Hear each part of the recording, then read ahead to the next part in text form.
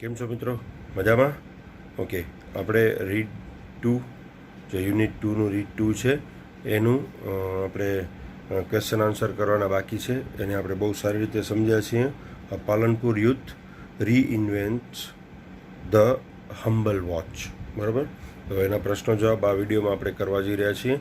શરૂઆતમાં ગ્લોસરીની પણ એક છણાવટ તમને કરીશ અને ત્યારબાદ એના પ્રશ્નોના જવાબ જે છે એની આપણે ડિસ્કશન કરશું. તો ચાલો શરૂ કરીએ એક્સરસાઇઝ જે તમારે નોટબુકમાં લખવાની છે. રેડી? ઓકે મિત્રો, તો આપણે શરૂઆત કરીએ છીએ ગ્લોસરીથી. ઓકે, ગયા વિડીયોમાં પણ આપણે તમને ગ્લોસરીનું કીધું હતું, કદાચ તમે લખી લીધી હશે. અત્યારે આપણે થોડું ડિસ્કસ કરી લઈએ અને પછી ક્વેશ્ચન આન્સર લઈએ, બરાબર? ઇન્ટરેક્શન એટલે કોમ્યુનિકેશન, વાતચીત કરવાની હોય, બે જણા એકબીજા સાથે ઇન્ટરેક્શન વાતચીત કરે ને ઇન્ટરેક્શન કહેવાય. જે રોબોટિક્સ એટલે the design and construction of robots. Machine જે હોય, હવે અત્યારે માણસોની જગ્યાએ ધીમે ધીમે રોબોટ લઈ રહ્યા છે, બરાબર? તો એને રોબોટિક કહેવાય. અને એની જે ડિઝાઇન, જે રોબોટ છે એની ડિઝાઇન અથવા તો એનું કન્સ્ટ્રક્શન હોય એને રોબોટિક્સ કહેવાય, બરાબર? એટલે રોબોટનું જે માળખું, ફિઝિકલ સ્ટ્રક્ચર, બરાબર, as well as computer system, એને ચલાવવાની જે સિસ્ટમ હોય, એટલે હાર્ડવેર અને સોફ્ટવેર બંનેને રોબોટિક્સ કહી શકાય. એઆઈ એટલે આર્ટિફિશિયલ ઇન્ટેલિજન્સ, એટલે કૃત્રિમ રીતે જે ઇન્ટેલિજન્ટ હોય, કોમ્પ્યુટરની મદદથી જે ઇન્ટેલિજન્ટ હોય. કોમ્પ્યુટરમાં પ્રોગ્રામિંગ સેટ માણસ દ્વારા કરી નાખવામાં આવે, હ્યુમન બીંગ દ્વારા, અને એ માણસના મગજથી પણ વધારે સ્પીડમાં, વધારે તેજ કામ કરે, એને એઆઈ આર્ટિફિશિયલ ઇન્ટેલિજન્સ કહેવાય, બરાબર? પછી એક્સપ્લોર્ડ એટલે સર્ચડ, બરાબર? કાંઈ પણ નવું શોધવું એને એક્સપ્લોર્ડ કહેવાય. પછી એપ્લાયન્સીસ એટલે મશીન્સ, ડિવાઇસીસ, આપણા ઘરે જે બધી વસ્તુઓ હોય, જે યંત્રથી ચાલતી હોય, લાઇટથી, વીજળીથી ચાલતી હોય, એને એપ્લાયન્સીસ કહેવાય. અમુક વસ્તુ જે છે એ વસ્તુ પણ હોય જે ડિવાઇસીસ, એને પણ એપ્લાયન્સીસ કહેવાય, બરાબર? એવી જ રીતે જેસ્ચર્સ એટલે કે સિગ્નલ, આપણા શરીર દ્વારા, આપણા શરીરના અંગો દ્વારા જે કોઈ પણ મોઢાથી બોલ્યા વગર જે નિશાનીઓ કરવામાં આવે, જે ઈશારાઓ કરવામાં આવે, એને જેસ્ચર્સ કહેવાય, બરાબર છે? પછી ઇન્ડિકેશન એટલે સજેશન્સ. પછી ઓગમેન્ટ્સ એટલે એડ્સ ટુ, ઉમેરો કરવો. વધારાનું કાંઈ પણ આપવું હોય તો ઓગમેન્ટ્સ કહેવાય એને. Conceptually as an idea, concept એટલે કોઈ પણ એક આઈડિયા, કોઈ પણ એક મત રજૂ કરવો, અને કોન્સેપ્ચ્યુઅલી, બરાબર, as an idea, A idea જેવી જ જે વસ્તુ હોય. પછી એમ્બેડેડ એટલે ફિક્સ્ડ ઇન્ટુ સમથિંગ. પ્લાન્ટેડ, હવે કોઈ પણ વસ્તુને એફિક્સ કર્યું હોય એને એમ્બેડેડ કહેવાય. કોઈ પણ વસ્તુ માટે કાંઈ પણ નક્કી કર્યું હોય, પ્લાન્ટેડ, અને એના માટે ફિક્સ કર્યું હોય એને એમ્બેડેડ કહેવાય. ઠીક છે? તો હવે કોમ્પ્રિહેન્શન 2 માટે આપણે જઈએ. પેજ નંબર 19 ઉપર જે તમારા પ્રશ્નો છે એમાં C.2.1 how would this gadgets bring change in our regular life.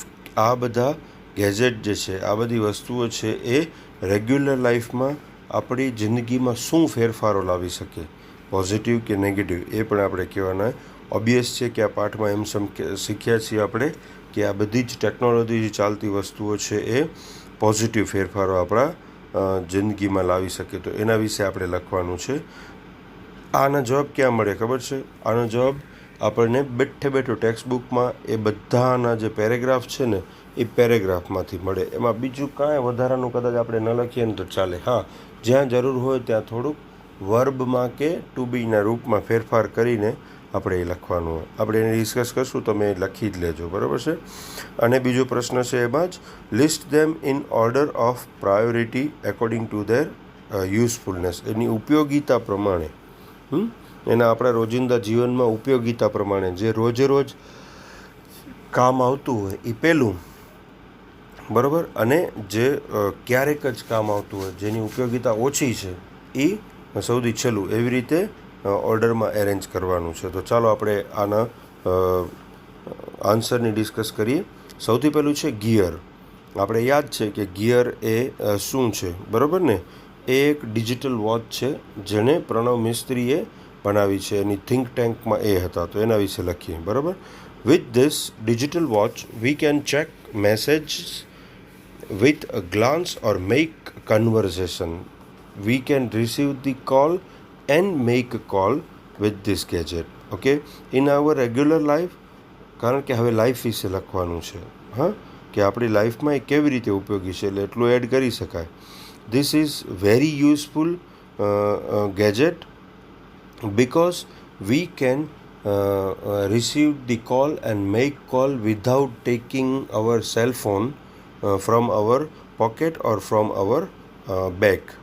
આપણે આનો આન્સર એવી રીતે લખી શકીએ, બરાબર. હવે ફોન આપણી જિંદગીમાં ખૂબ જ જરૂરી થઈ ગયું છે, ત્યારે જો આપણો ફોન જ આ રિસ્ટ વોચમાં કનેક્ટેડ હોય તો એ આપણે સૌથી ઉપયોગી થાય, તો એનું જે રોજારોજ સૌથી વધારે આ ઉપયોગી થાય. હા, તો કદાચ એનું જે ઓર્ડર ગોઠવશું તો એમાં પહેલો નંબર આવશે, પણ એ જ આપણે પછી ગોઠવવાનું છે. અત્યારે આના આન્સર લખીએ. બીજું શું છે ટેક્સ્ટબુકમાં? ઓકે, ટેલિટચ, બરાબર. તો હવે એ શું છે આપણે ખબર છે કે ભાઈ ડિજિટલ ટચ છે. સ્ક્રીન ઉપર આપણે ટચ કરી અને આપણા ઘરમાં જે બધા જ આપણે હમણાં ટેક્સ્ટબુકમાં જે જોયું ને કે બધા જે એપ્લાયન્સીસ છે, આપણે ગ્લોસરીમાં જોયું, એને આપણે બહુ સારી રીતે યુઝ કરી શકીએ. તો એ જ આમાં ખાલી લખવાનું છે. Okay, with the help of this device or this gadget we can touch and control things from a distance. બરાબર, દૂર બેસીને પણ એ વસ્તુઓને કંટ્રોલ કરી શકીએ અને એને ટચ કરી શકીએ, બરાબર, એને ઓપરેટ કરી શકીએ. ટચ કરતાં મને લાગે છે કે ઓપરેટ જે છે એ બહુ જ વ્યવસ્થિત રીતે બંધબેસતો શબ્દ છે. We can interact with our appliances. જો એપ્લાયન્સીસ શબ્દ આવ્યો ને અહીંયા પાછો, હા, આપણા ઘરમાં જે બધી ઇલેક્ટ્રિક અને મશીનથી ચાલતી જે વસ્તુઓ છે એને આપણે એપ્લાયન્સીસ કહીશું, બરાબર. From a distance in a funny way. બહુ જ સારી રીતે એન્જોય કરીને આપણે એને ઓપરેટ કરી શકીએ છીએ. વી કેન ઓપરેટ, સૌથી પહેલાં શું લખશું? Okay, TV. પછી અલાર્મ ક્લોક હોય છે કે મ્યુઝિક સિસ્ટમ છે, બરાબર. પછી આપણા ઘરનું દરવાજો આપણે ખોલી શકીએ, ઓપન ધ ડોર, હા, turn on the light, turn on and off the light, બરાબર ને, બંને થઈ શકે, etcetera. Just by touching it on screen, બરાબર છે. આટલું એમાં લખીએ તો આપણને ચાલે. આ પણ એટલું જ ઉપયોગી છે, એટલે કદાચ પહેલો અથવા બીજો નંબર આનો પણ આપી શકીએ. હા, ચલો આગળ વધીએ. ત્રીજું શું છે? સ્પર્શ. ઓકે, સ્પર્શ એ બહુ જ સારો ડિવાઇસ છે આપણા બોડીમાં જે આ બધી મેમરીઝ જે આવી જાય. With the help of this device we can conceptually transfer media from one digital device to our body and pass it on to the other. બરાબર, આ ટેક્સ્ટબુકમાં લખેલું છે આખું sentence. Digital device by simple touch gesture. આપણે આપણા શરીરનો જે કોઈ પણ ભાગને મૂવમેન્ટ આપીએ એને ગેસ્ચર કહેવાય, બરાબર ને. તો આંગળીના ટેરવાથી, પહેલી બીજી જે પણ આંગળીના ટેરવાથી આપણે ટચ કરીએ, હા, એટલે એ જે તે જગ્યાએ જે સ્ક્રીનમાં જે મેટર હોય, જે માહિતી હોય, એ આપણી બોડીના સેન્સરમાં, આપણી બોડીમાં એ માહિતી કોપી થઈ જાય અને બીજા ડિવાઇસમાં, આપણે મોબાઈલમાંથી, દાખલા તરીકે લેપટોપમાં આપણે ટચ કરીએ તો એ મોબાઈલમાં જે મેટર હોય, જે પેરેગ્રાફ લખેલો હોય, એ લેપટોપમાં સ્પર્શ, જો આપણી પાસે ડિવાઇસ હોય તો એનાથી આપણે એ કોપી કરી શકીએ, સીધું ત્યાં આવી જાય. આનો કહેવાનો મતલબ એ છે, તમારી ભાષામાં પણ એને લખી શકો છો, બરાબર છે. આપણે ક્યાં હતા? Yes, okay. One digital device to our body and pass it on to the other digital device by simple touch gesture, બરાબર, gesture. We have to touch whatever we want to copy from laptop, TV, smartphone, e book reader, etcetera. And next, પછી શું કરવાનું? ટેક્સ્ટબુકમાં લખેલું છે, બરાબર ને. We have to touch the device we want to paste, બરાબર, એને ટચ કરવાનું. How easy cutting and pasting in our regular life. બહુ ઇઝી થઈ જાય, બરાબર. ઓકે, હવે સિક્સ સેન્સ. આ પણ એકદમ જબરદસ્ત છે. આના શબ્દો થોડાક અઘરા હતા પણ છે બહુ ઇઝી. આપણે અહીંયા ઇઝી બનાવીને લખશું. With the help of this device. આ તો પેલું સેન્ટેન્સ લખી નાખવાનું, બરાબર.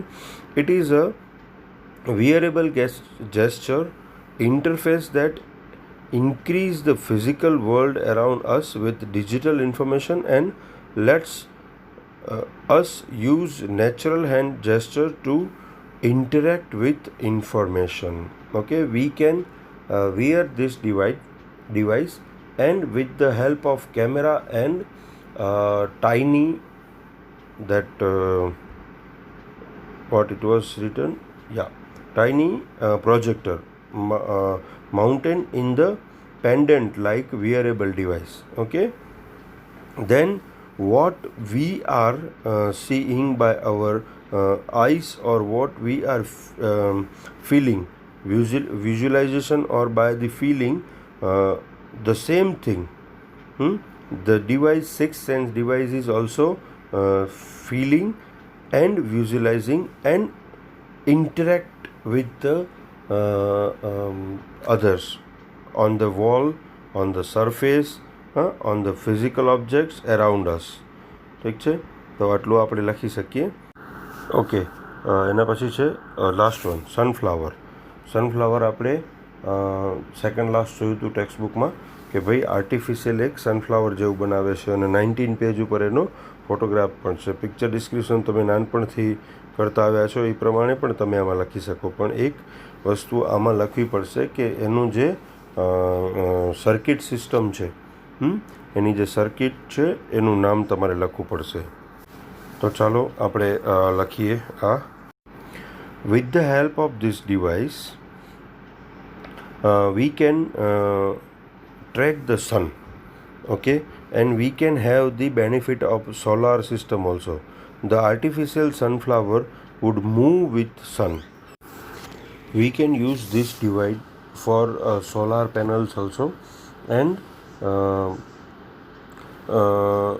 we can have much more benefit of the sun by this, because this is simply made with the circuit of OP-AMP741 and photosensor. So this is very useful for us. Okay, તો હવે આનો બીજા પ્રશ્નનો જે જવાબ છે, list them in order of priority according to the usefulness. હવે આમાં છે ને દરેક વ્યક્તિને પોતાની યુઝફુલનેસ પ્રમાણે એની પ્રાયોરિટી આપી શકાય. સૌથી ઓછું છે ને સનફ્લાવર યુઝ થાય કારણ કે એ બારે છે.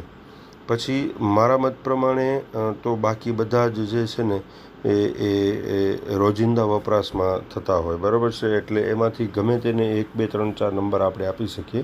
પણ અહીંયા આપણે આન્સર લખવો હોય એટલે તમે તમારી થિંક પ્રમાણે કદાચ કરી શકો. તમને હેલ્પ માટે હું અત્યારે એક સિક્વન્સ ગોઠવી આપું છું. મને લાગે છે આમાં જે પ્રમાણે આપેલું છે ને એ પ્રમાણે જ આપણે કદાચ લખી નાખીએ ને તો એ થાય કે ગિયર, ટેલિટચ, સ્પર્શ, સિક્સ સેન્સ અને સનફ્લાવર. બરાબર, આ રીતે આપણે ગોઠવી શકીએ. ઓકે, ચલો આપણે હવે બીજી એક્સરસાઇઝ કરીએ. Answer the following question in brief. આ શબ્દને ધ્યાનમાં રાખજો. બ્રીફ એટલે એક ક્વેશ્ચન ગમે તે રીતે 1 માર્ક્સમાં પૂછાઈ શકે, 2 માર્ક્સમાં પૂછાઈ શકે, 3 માર્ક્સમાં પૂછાઈ શકે. આપણે એ રીતે એનો જવાબ લખવો પડે. તો આના જવાબ આપણે બ્રીફમાં લખવાના છે, એટલે કે મોટા ક્વેશ્ચન આન્સર્સ આ છે, બરાબર. તો આપણે થોડું એમાં એકોર્ડિંગ ટુ ધી પ્રોસ પાઠને આધારે છે ને થોડું વધારે બળાવી ચડાવીને લખવાનું, આડું આડું એમાં ઉમેરવાનું, તો એ બ્રીફમાં થઈ જાય. ઓકે, તો પહેલો પ્રશ્ન છે, why is Kirtibhai proud of his son. જોયું ને, કીર્તિભાઈ નામ આવી ગયું એટલે જ મેં તમને પાઠ સમજાવતી વખતે પણ હું કહેતો હતો, ખબર છે કે આના પાત્રોના નામ યાદ રાખવાના. હવે અચાનક એક્ઝામમાં આવું આવી જાય તો આપણે ભૂલી જાય કે કીર્તિભાઈ કયા પાઠમાં હતું. પ્રણવ મિસ્ત્રી આપણે યાદ રહે કારણ કે એ ઇન કેરેક્ટર છે, બરાબર. પણ આપણે તો આ યાદ રાખવું પડશે. કીર્તિભાઈ જે પ્રણવ મિસ્ત્રીના ફાધર હતા ને એમના ઉપર પ્રાઉડ શા માટે કરતા? કારણ કે નાનપણથી જ એ સામાન્ય બાળકની જેમ નહીં પણ એક ટેલેન્ટેડ આઈક્યુવાળા સ્ટુડન્ટની જેમ કામ કરતા. કે એમની જે વિવિધલક્ષી વિદ્યા મંદિર પાલનપુર જે છે ત્યાં એ દરેક એમના એકેડેમિકમાં ફર્સ્ટ આવતા. અને એટલું જ નહીં, પણ એ નાનપણથી જ એવું પોતાની રીતે પોઝિટિવલી વિચારતા કે હું મોટો થઈને કંઈક અલગ જ નામ કાઢીશ. તો આપણે એવું લખી શકીએ કે Kirtibhai is proud of his son because Pranav, his son, was very brilliant from the childhood, and he was always thinking beyond the beyond the originality, બરાબર. And from the beginning he was telling that I will do something better in my future life. He was having uncommon IQ, and just because of that he was having a first rank always in each and every academic of his schooling. And after that he has એને શું કહેવાય invent a gear wristwatch. Okay, so that Kirtibhai, his father, was very proud of his son. Okay, અહીંયા બીજો question આપણે લેશું. Which aspect of Pranav's educational life touches you most and why? તમને પ્રણવની શૈક્ષણિક જીવન, એનું જે વિદ્યાર્થી કાળ હતો એ શું સૌથી વધારે ગમે છે, ટચ કરી ગયો, અને શા માટે?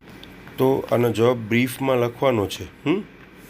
એટલે આપણે થોડુંક એ રીતે લખીએ કે Pranav was very brilliant student from his childhood, just was uncommon IQ. Just because of the uncommon IQ, he was being at the first rank of his each and every academic year of his schooling. And I like most of Pranav's habit that he was determined to do something. From his childhood he was having the goal decided what to do, and for that he was 100% determined to achieve that goal.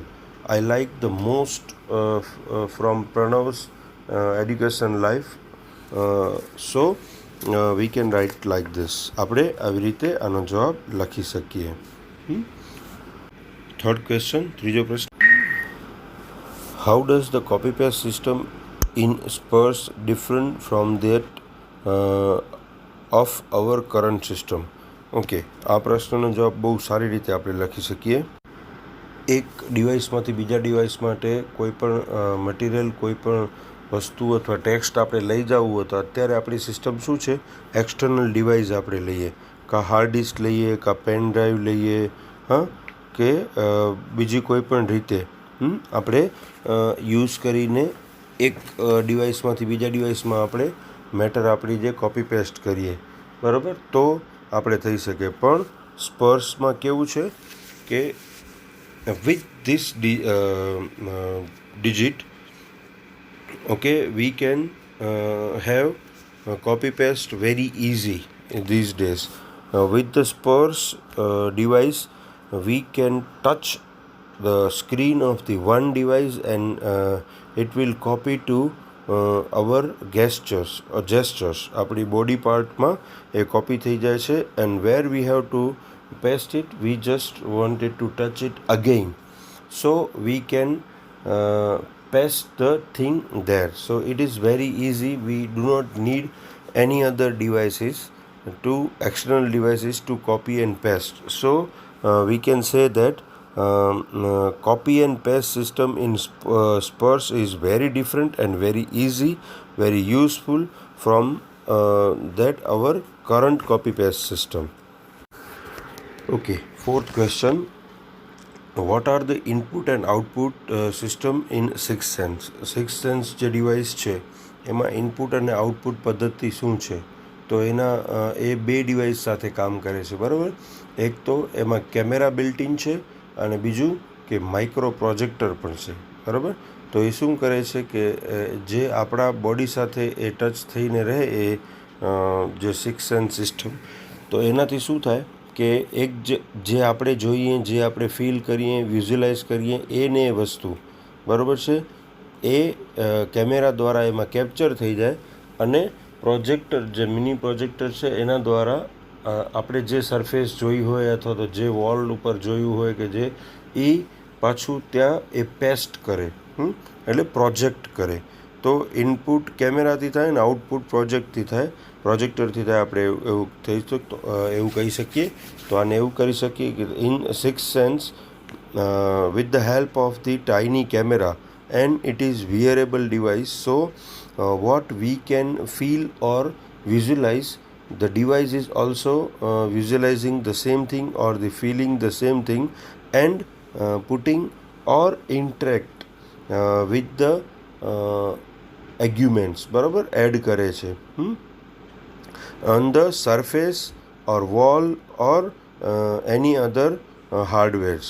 તો આપણે કહી શકીએ with the projector. તો input અને output system એની આ થઈ શકે, આપણે કહી શકીએ. બરાબર. 5મો પ્રશ્ન, what inspiration do you get from Pranav? આનો જવાબ તમે તમારી રીતે લખી શકો કે પ્રણવ પાસેથી અથવા તો પ્રણવની જિંદગીમાંથી અથવા પ્રણવમાંથી આપણે શું ઇન્સ્પિરેશન, પ્રેરણા લઈ શકીએ. When Pranav was a student, from that time he was very determined to his goal, and for that he was working hard, and he was visualizing the future. He was thinking about his future and about his career. He want to do something extra than the others. So I can have inspiration from the Pranav's student's life also, and from his determination also, that we should be, or at least me should be like Pranav in my entire life. Okay, તો hard working અને જે determination છે એમાંથી આપણે પ્રેરણા લઈ શકીએ. 6th question, what questions will you ask Pranav if you happen to meet him? List 5 questions. Okay, હવે આ પ્રશ્ન તમને જે પણ પ્રશ્નો થયા હોય એ તમારી રીતે લખવાનું છે. બરાબર. એમાં જોઉં કે તમને વાક્ય રચના અથવા તો પ્રશ્નો કેવી રીતે બનાવતા આવડે છે એ પણ મારે જોવું છે. તો આ ક્વેશ્ચનનો આન્સર તમે પોતાની રીતે લખવાનું છે, તમને જે પણ પ્રશ્નો મનમાં સૂઝે. જો આનું વાક્ય બનાવતા ના આવડે તો મને પૂછજો, હું તમને એનું વાક્ય બનાવીને આપીશ. બરાબર છે. 7મો question, list the Gujarati words used in the passage. આપણે બધા જ ગુજરાતી છીએ. તો આ આખા જ પાઠમાંથી ગુજરાતી વર્ડ્સ કયા છે, કેટલી વખત આવ્યા છે એ આપણે જોવું પડે. તો સૌથી પહેલાં, હું કદાચ ભૂલતો ન હોઉં તો પેજ નંબર 80 છે. પ્રણવનો જે ફોટોગ્રાફ્સ છે એની એકદમ નીચે એ શબ્દો આપેલા છે, અને આપણે એને એવી રીતે લખી શકીએ કે in the prose or in the passage Gujarati words used are, હું મોટો થઈને બહુ નામ કમાવીશ. બસ આનો આન્સર એટલો જ આવે, તમને ફૂલ માર્ક્સ મળી જાય. અને આ બ્રીફ ક્વેશ્ચનમાં નહીં આવે હો, 1 માર્ક્સનો ક્વેશ્ચન હોય એમાં આ પૂછાશે. ઓકે, તો તમને આ પ્રશ્નોના જવાબ સમજાઈ ગયા હશે, અને એ પ્રમાણે તમે નોટબુકમાં ગ્લોસરી અને પ્રશ્નોના જવાબ પણ લખજો. જોયું ને મિત્રો, આવી રીતે આપણે ક્વેશ્ચનના આન્સર બહુ સારી રીતે લખી શકીએ છીએ. આઈ હોપ કે તમને બહુ સારી રીતે આ સમજાઈ જતા હશે. બીજી રેફરન્સ બુકોની જરૂર નહીં પડતી હોય આ આન્સર લખવા માટે. છતાંય પણ કાંઈ ડાઉટ હોય તો પ્લીઝ મને કોલ કરીને અથવા વોટ્સઅપ કરીને તમે કહી શકો છો. અમુક જ સ્ટુડન્ટના ફોટોગ્રાફ્સ મને આવે છે, તમારે નોટબુક ચેક કરવા માટે આવવાની છે, એટલે એ પ્રમાણે તમને સૂચના મળે ત્યારે નોટબુક રાખી જાજો. અને આ બધું જ એમાં લખેલું હોવું જોઈએ. પહેલી વાર તમે નોટબુક રાખી તેમાં ઘણી બધી અધુરાશ હતી. આગળની એ અધુરાશ અને હવેની અધુરાશ ન હોય એ ખાસ જોઈ લેજો. બરાબર છે. નવા ચેપ્ટર સાથે નવા વિડીયોમાં મળશું. ત્યાં સુધી થેન્ક યુ.